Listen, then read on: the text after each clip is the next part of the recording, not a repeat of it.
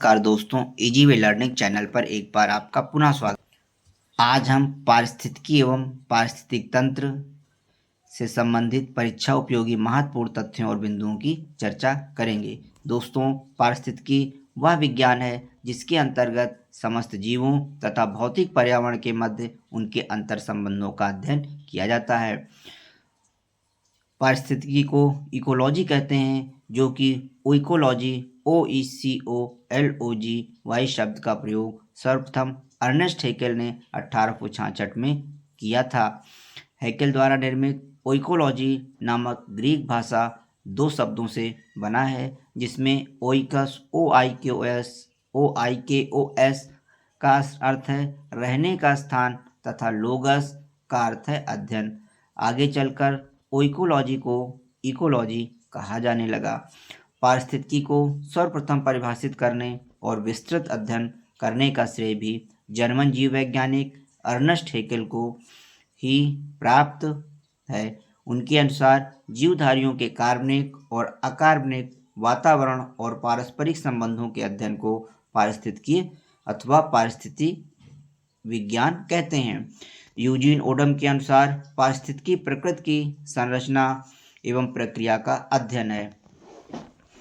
पारिस्थितिकी तंत्र या पारितंत्र वर्ष 1935 में ब्रिटिश पारिस्थितिकीविद आर्थर टेस्ले ने पारिस्थितिकी तंत्र शब्द गढ़ा था। आर्थर टेस्ले के अनुसार किसी भी स्थान के जीवीय समुदाय पृथ्वी के जीवीय समुदाय अर्थात पृथ्वी के सजीव संगठक के जीवों तथा उनके चारों ओर पाए जाने वाले अजीव वातावरण में पारस्परिक संबंध होता है और दोनों एक दूसरे को प्रभावित करते हैं। समुदायों के जीवों की रचना, कार्य व उनके वातावरण के पारस्परिक संबंध को पारिस्थितिकी तंत्र या पारितंत्र कहते हैं।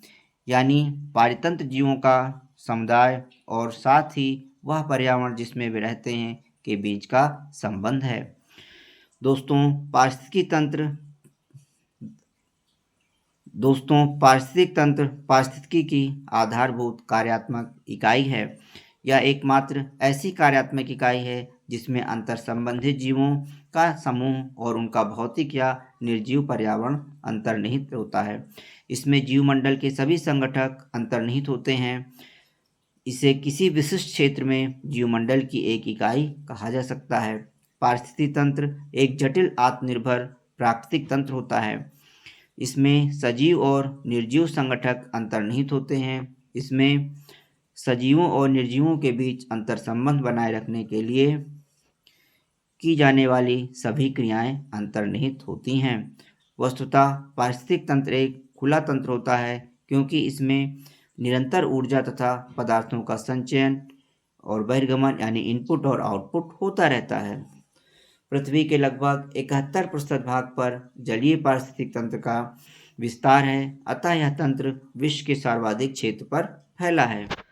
जैवमंडल या बायोस्फीयर क्या होता है? दोस्तों, मिट्टी, शैल, जल तथा वायु से बनी हुई एक पतली परत है जैवमंडल, जो पृथ्वी को चारों ओर आवरण के रूप में घेरे हुए है और यह सबसे बड़ा पारिस्थितिक तंत्र है जिसके साथ जीवित जीव संबंधित हैं और जैवमंडल जीवों का भरण पोषण करता है। यह एक खुला तंत्र है क्योंकि इसमें पदार्थों का लगातार निवेश और बहिर्गमन होता है। पारिस्थितिक तंत्र के घटक क्या होते हैं? Component of ecology. दोस्तों, प्रत्येक पारिस्थितिक तंत्र यानी इकोसिस्टम के घटक क्या होते हैं? दोस्तों, प्रत्येक पारिस्थितिक तंत्र के मुख्य रूप से दो घटक होते हैं, एक जीवी घटक और दूसरा अजीवी घटक। यदि अजीवी घटक के ऊर्जा पक्ष को अलग रूप में रखा जाए तो पारिस्थितिक तंत्रों के तीन घटक होते हैं, जीवीय, अजीवीय एवं ऊर्जा घटक। पारिस्थितिक तंत्र में जीवी घटक तीन होते हैं, उत्पादक, उपभोक्ता और अपघटनकर्ता। दोस्तों, उत्पादक क्या होते हैं देखते हैं। इसके अंतर्गत वे सभी हरे पौधे आते हैं। हरे पौधों को प्राथमिक उत्पादक कहा जाता है और ये सूर्य के प्रकाश की रोशनी में प्रकाश संश्लेषण की क्रिया द्वारा भोजन का निर्माण करते हैं। इनका कार्य संपूर्ण पारिस्थितिक तंत्र के लिए भोजन उत्पादन तथा ऊर्जा का संचयन करना है। उपभोक्ता क्या होते हैं? इसके अंतर्गत वे जीवधारी आते हैं जो अपना भोजन प्राथमिक उत्पादकों, हरे पौधों अथवा अन्य जीवधारियों को खाकर प्राप्त करते हैं। प्राथमिक उत्पादकों को ग्रहण करने वाले जीवधारियों को शाकाहारी तथा शाकाहारी जीवधारियों को खाने वाले अन्य जीवधारियों को मांसाहारी कहा जाता है। हरे पौधों को प्राथमिक उत्पादक और परपोषी उपभोक्ता जंतुओं को द्वितीयक उत्पादक कहते हैं। नोट: उत्पादक जैविक और अजैविक संगठनों के बिचौलिए का कार्य करते हैं। उपभोक्ता दोस्तों कितने प्रकार के होते हैं देख लेते हैं। उपभोक्ता मुख्य रूप से 3 प्रकार के होते हैं: प्रथम श्रेणी के उपभोक्ता, द्वितीय श्रेणी के उपभोक्ता और तृतीय श्रेणी के उपभोक्ता। प्रथम श्रेणी के उपभोक्ता या प्राथमिक उपभोक्ता देखिए क्या होते हैं।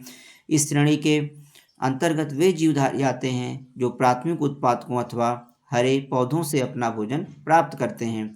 ये शाकाहारी होते हैं जैसे गाय, बकरी, हिरन, बंदर, हाथी, जिराफ, चूहा आदि। द्वितीय श्रेणी के उपभोक्ता या द्वितीयक उपभोक्ता क्या होते हैं? इसके अंतर्गत वे जीवधारी आते हैं जो अपना भोजन शाकाहारियों अथवा प्रथम श्रेणी के उपभोक्ताओं को खाकर प्राप्त करते हैं। इस प्रकार इस श्रेणी के उपभोक्ता मांसाहारी होते हैं जैसे लोमड़ी, भेड़ या बाघ आदि द्वितीय श्रेणी के उपभोक्ताओं के उदाहरण हैं। तृतीय श्रेणी के उपभोक्ता या तृतीयक उपभोक्ता, इसमें वे मांसाहारी जीव आते हैं जो द्वितीय श्रेणी के उपभोक्ताओं को खाकर अपना भोजन प्राप्त करते हैं जैसे सांप, चिड़िया, बाज, गिद्ध, शेर, भालू आदि। नोट: कुछ उपभोक्ता दूसरे जीवों के ऊपर निवास करते हैं और उन्हीं से अपना भोजन प्राप्त करते हैं। उन्हें परजीवी या पैरासाइट्स कहते हैं। प्रेडेटर्स क्या होते हैं? कुछ जंतु दूसरे जंतुओं का शिकार करके अपना भोजन प्राप्त करते हैं। ये प्रेडेटर्स कहलाते हैं। इसके अंतर्गत द्वितीय एवं तृतीय श्रेणी के उपभोक्ता आते हैं। सर्वभक्षी क्या होते हैं? दोस्तों कुछ जंतु शाकाहारी एवं मांसाहारी दोनों होते हैं, अर्थात सभी कुछ भोजन के रूप में खाते हैं। इन्हें सर्वभक्षी ओमनिवोर्स कहते हैं। जैसे मनुष्य सर्वभक्षी का उदाहरण है। अपघटनकर्ता क्या होते हैं? आइए देख लेते हैं। दोस्तों ये वे जीवीय घटक हैं जो प्रायः उत्पादक तथा उपभोक्ताओं की मृत्यु के पश्चात उनके शरीर का अपघटन करते हैं तथा इनसे निर्मित साधारण पदार्थों द्वारा अपना भोजन एवं ऊर्जा प्राप्त करते हैं। इस क्रिया के फलस्वरूप जटिल कार्बनिक टूटकर नाइट्रोजन, कार्बन डाइऑक्साइड, लवण तथा फास्फोरस व कैल्शियम आदि तत्वों में अपघटित हो जाते हैं। अपघटनकर्ताओं के अंतर्गत मृतोपजीवी, कवक एवं जीवाणु आते हैं। अपघटनकर्ता मृत पौधों एवं जंतुओं का अपघटन करके पृथ्वी को साफ करते रहते हैं, इसलिए इन्हें प्रकृति का मेहतर स्कैवेंजर्स ऑफ नेचर भी कहा जाता है। दोस्तों में प्रश्न आता है कि प्रकृति का मेहतर किसको कहते हैं? तो कवक एवं जीवाणुओं को प्रकृति का मेहतर कहते हैं, यानी जो अपघटनकर्ता के रूप में कार्य करते हैं, क्योंकि ये पौधों एवं जंतुओं का अपघटन करके पृथ्वी को साफ करने का कार्य करते हैं, इसीलिए जो है अपघटनकर्ता को प्रकृति का मेहतर कहा जाता है। अजीवी घटक एबायोटिक कंपोनेंट्स, इसके अंतर्गत निर्जीव वातावरण आता है जो विभिन्न जीवीय घटकों का नियंत्रण करता है। अजीवी घटक को 3 घटकों में बांटा जा सकता है। पहला अकार्बनिक घटक, दूसरा कार्बनिक घटक, तीसरा भौतिक घटक। अकार्बनिक घटक, इसके अंतर्गत मिट्टी, जल, विभिन्न प्रकार के लवण जैसे calcium, potassium, magnesium, phosphorus, nitrogen, carbon dioxide, sulphur, hydrogen, ammonia आदि आते हैं। कार्बनिक घटक क्या होते हैं? इसके अंतर्गत मृत पौधों एवं जंतुओं के कार्बनिक यौगिक जैसे प्रोटीन, कार्बोहाइड्रेट तथा वसा और उनके अपघटन द्वारा उत्पादित उत्पाद जैसे यूरिया व ह्यूमस आदि आते हैं। अपघटन की क्रिया मृतोपजीवी कवक एवं जीवाणुओं द्वारा होती है। इनके द्वारा मृत जीवधारियों का कुछ भाग अकार्बनिक रूप में परिणत हो जाता है। ये पदार्थ पुनः हरे पौधों द्वारा ग्रहण कर लिए जाते हैं। इस प्रकार ये जीवी एवं अजीवी घटकों के मध्य संबंध स्थापित किए रहते हैं।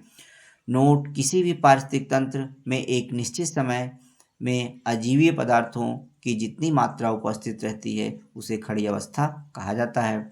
भौतिक घटक क्या होते हैं दोस्तों? इसके अंतर्गत विभिन्न प्रकार के जलवायु कारक जैसे प्रकाश, ताप, हवा व विद्युत आदि आते हैं। अब आइए दोस्तों, पारिस्थितिकी से संबंधित प्रमुख पूछे गए प्रश्नों को वन लाइनर के रूप में डिस्कस कर लेते हैं। ये वन लाइनर बहुत ही मोस्ट इम्पॉर्टेंट है, जो कि प्रायः किसी न किसी परीक्षा में पूछे जा चुके हैं। तो आइए दोस्तों आगे शुरू करते हैं। 10% नियम किससे संबंधित है दोस्तों? 10% का नियम ऊर्जा का खाद्य के रूप में एक पोषी स्तर से दूसरे पोषी स्तर तक पहुंचने से संबंधित है। जीव से जैवमंडल तक जैविक संगठन का सही क्रम क्या है? जीव से जैवमंडल तक जैविक संगठन का क्रम है, पहले जनसंख्या होती है, जनसंख्या से समुदाय, समुदाय से पारिस्थितिक तंत्र और पारिस्थितिक तंत्र से भूदृश्य। यानी जनसंख्या, समुदाय, पारिस्थितिक तंत्र और भूदृश्य, यह जीव से जैवमंडल तक जैविक संगठन का सही क्रम है। स्वपोषी स्तर पर उत्पादन को कहा जाता है दोस्तों? स्वपोषी स्तर पर उत्पादन को प्राथमिक उत्पादक कहा जाता है या प्राथमिक उत्पादकता कहते हैं। परपोषी यानी विषम पोषण स्तर के उत्पादन के संदर्भ में आता है द्वितीयक उत्पादकता। एक पारिस्थितिकी तंत्र में ऊर्जा की मात्रा एक पोषण स्तर से अन्य पोषण स्तर में जाने पर क्या होता है दोस्तों? घट जाती है। इसीलिए लिंडमान ने जो 10% का नियम दिया उसमें इन्होंने बताया कि एक पोषी स्तर से दूसरे पोषी स्तर तक केवल 10% ऊर्जा का ही स्थानांतरण हो पाता है, शेष 90% ऊर्जा नष्ट हो जाती है।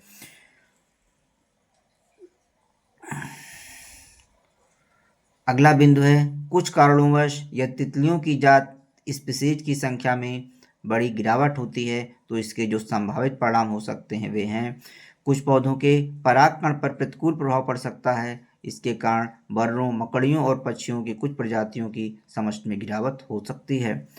अगला बिंदु है पारिस्थितिकी पारस्परिक संबंधों का अध्ययन है। तो दोस्तों पारिस्थितिकी जीव और वातावरण के बीच पारस्परिक संबंधों का अध्ययन है।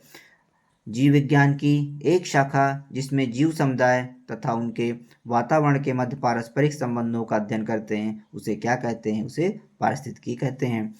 अर्नेस्ट हैकेल ने पारिस्थितिकी शब्द का प्रयोग किया ओइकोलॉजी के नाम से, OIKOLOGIE के नाम से। जीवधारियों के कार्बनिक और अकार्बनिक वातावरण और पारस्परिक संबंधों के अध्ययन को पारिस्थितिकी अथवा पारिस्थितिकी विज्ञान कहते हैं। यह किसने बताया? अर्नेस्ट हैकेल ने। पारिस्थितिकी प्रकृति की संरचना एवं प्रक्रिया का अध्ययन है, यह बताया यूजीन ओडम ने। सर्वप्रथम पारिस्थितिकी तंत्र इकोसिस्टम की संकल्पना किसने प्रस्तावित की? वर्ष 1935 में एजी टैंसले ने सर्वप्रथम पारिस्थितिकी तंत्र की संकल्पना प्रस्तावित की। पारिस्थितिकी तंत्र की विचारधारा को बायोसिनोसिस तथा माइक्रोकॉस्म किसने कहा? कार्ल मोबियस तथा फोर्ब्स ने पारिस्थितिकी तंत्र की विचारधारा को बायोसिनोसिस और माइक्रोकॉस्म कहा।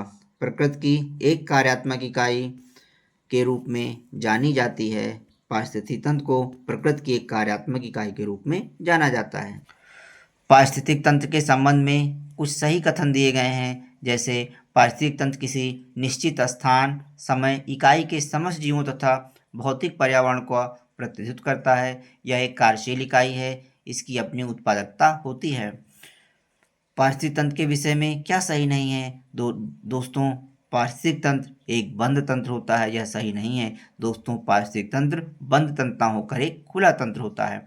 पारितंत्र या इकोसिस्टम शब्द का सर्वोत्तम वर्णन है जीवों, यानी सर्वोत्तम वर्णन क्या हो सकता है? पारितंत्र यानी इकोसिस्टम का सर्वोत्तम वर्णन क्या है? यह जीवों, ऑर्गेनिज्म का समुदाय और साथ ही वह पर्यावरण जिसमें वे रहते हैं। यानी पारितंत्र या इकोसिस्टम क्या है कि जीवों यानी ऑर्गेनिज्म का समुदाय और साथ ही वह पर्यावरण जिसमें वे रहते हैं का संबंधी पारितंत्र कहलाता है। किसी क्षेत्र के सभी जीवधारी तथा वातावरण में उपस्थित अजैव घटक संयुक्त रूप से क्या निर्माण करते हैं? पारितंत्र का निर्माण करते हैं। कृत्रिम पारितंत्र क्या है? खेत कृत्रिम पारितंत्र का एक उदाहरण है। कृत्रिम पारिस्थितिक तंत्र या पारितंत्र है। धान का खेत भी एक कृत्रिम या कृत्रिम पारिस्थितिक तंत्र है। घास स्थल, वन तथा मरुस्थल उदाहरण है स्थलीय पारिस्थितिक तंत्र के। झील, नदियां तथा समुद्र आते हैं जलीय पारिस्थितिकी तंत्र में। किसी एक निश्चित क्षेत्र में प्राणियों की संख्या की सीमा जिसे पर्यावरण समर्थन कर सकता है कहलाती है वहन क्षमता।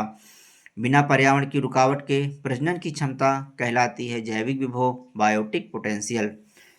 एक पद जो केवल जीव द्वारा ग्रहण किए गए दिक् स्थान का ही नहीं बल्कि जीवों के समुदाय में उसकी कार्यात्मक भूमिका का भी वर्णन करता है पारिस्थितिक कर्मता कहलाता है। पृथ्वी के सर्वाधिक क्षेत्र में फैला हुआ पारिस्थितिक तंत्र क्या है? सामुद्रिक पारिस्थितिक तंत्र पृथ्वी के सर्वाधिक क्षेत्र में फैला है। पृथ्वी पर विद्यमान जलमंडल हाइड्रोस्फीयर में समुद्री जल होता है, लगभग 97% भाग समुद्री जल होता है। समुद्री जल में सर्वाधिक व्याप्त लवण कौन सा है? सोडियम क्लोराइड समुद्री जल में सबसे अधिक व्याप्त लवण है। पारिस्थितिक संतुलन बनाए रखने में मदद करता है वनारोपण, वर्षा जल प्रबंधन और जैवमंडल या जैव भंडार, ये सभी जो है पारिस्थितिक संतुलन को बनाए रखने में मदद करते हैं। वन्य जीव संरक्षण एवं पर्यावरण में व्याप्त प्रदूषण का निवारण मददगार है पर्यावरणीय संतुलन बनाए रखने में। भारत में पारिस्थितिक असंतुलन का एक प्रमुख कारण है वन उन्मूलन। वह कार्य जिससे पारिस्थितिक संतुलन बिगड़ता है वृक्ष काटना। वृक्ष काटने से पारिस्थितिक संतुलन बिगड़ता है। तो दोस्तों आज के वीडियो में इतना ही रखते हैं, फिर इसकी श्रृंखला को आगे हम जारी रखेंगे। हमारे चैनल इजी वे लर्निंग को अधिक से अधिक सब्सक्राइब करें, लाइक करें और शेयर करें ताकि आपको हम ऐसे मोटिवेशनल और ज्ञानवर्धक वीडियो आपके सम्मुख उपस्थित करते रहें। धन्यवाद।